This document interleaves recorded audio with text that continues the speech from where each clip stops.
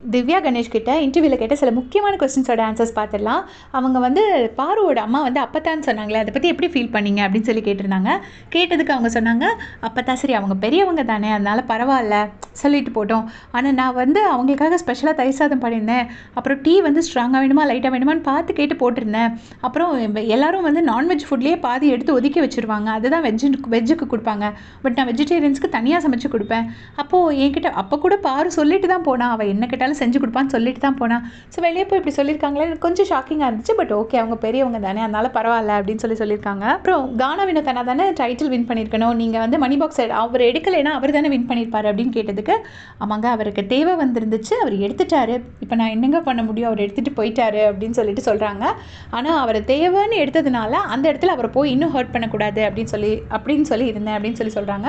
அப்போ உங்களுக்கு சந்தோஷமாக இருந்துச்சான்னு கேட்டோடனே, சேச்சா என்ன இருந்தாலும் ஹியூமனிட்டின்னு ஒன்று இருக்குங்க, அது எப்படிங்க அப்படி நினைக்க முடியும் அப்படின்னு சொல்லிட்டு அதுக்கு அப்படி ஒரு பதில் சொல்லியிருக்காங்க. அப்புறம் எல்லாரும் பற்றி ஒரு வார்த்தை சொல்லு அப்படின்னு சொல்லிட்டு கானா வினோதனை பற்றி கேட்டதுக்கு, அவரோட கானா சாங்ஸ் கவுண்டர்ஸ்லாம் தாண்டி அவரோட கானா சாங்ஸ்க்கு நான் பெரிய ஃபேன் அப்படின்னு சொல்லியிருந்தாங்க.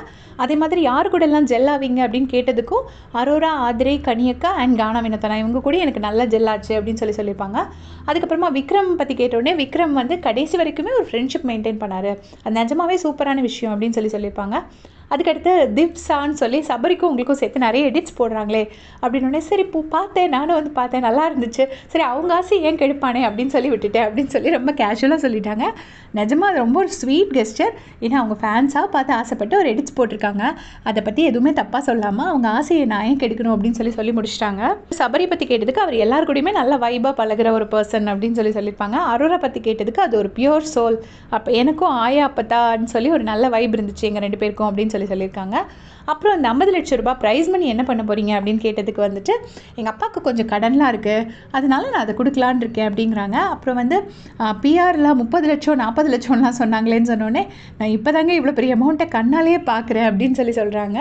அது ரொம்ப இதாக இருந்துச்சு. ஏன்னா உண்மை தான், அவங்களும் ஒரு சீரியல் இருந்துச்சு, நான் லிட்டரலாக ஜாப்லெஸ்ஸாக இருந்தேங்க. பிக் பாஸ் வீட்டுக்கு வரும்போது எனக்கு வேறு வேலையே இல்லைங்க, நான் சும்மா உட்காந்துட்டு இருந்தேன், என்னை பிக் பாஸ் வீட்டில் கூப்பிட்டாங்க, நான் வந்தேன் அப்படின்னு சொல்லியிருக்காங்க. அப்புறம் பெரிய அச்சீவ்மெண்ட்டாக எதை நினைக்கிறீங்க அப்படிங்கும்போது, எல்லா வீட்லேயும் திவ்யா மாதிரி ஒரு பொண்ணு இருக்கணும், பொண்ணை வளர்த்தா திவ்யா மாதிரி வளர்க்கணும் அப்படின்னு சொல்லியிருந்தாங்க. இதை விட வேறு என்ன வேணும், எங்கள் அப்பாவுக்கு இதை விட வேறு பெரிய கிரெடிட் என்ன இருக்க போகுது அப்படின்னு சொல்லியிருக்காங்க. மொத்தத்தில் இன்டர்வியூவை ரொம்ப கூலாக ஹேண்டில் பண்ணியிருந்தாங்க, யாரையும் டிஸ்ரெஸ்பெக்டாக பேசலை, எல்லாருக்கும் ரெஸ்பெக்ட் கொடுத்து, அதே நேரம் எதை பற்றியுமே கவலைப்படாமல் ட்ரால்ஸ் மீன்ஸ் எல்லாம் நான் ரசித்தேன், நான் நல்லா சிரித்தேன் அப்படின்னு தான் சொல்லியிருந்தாங்க.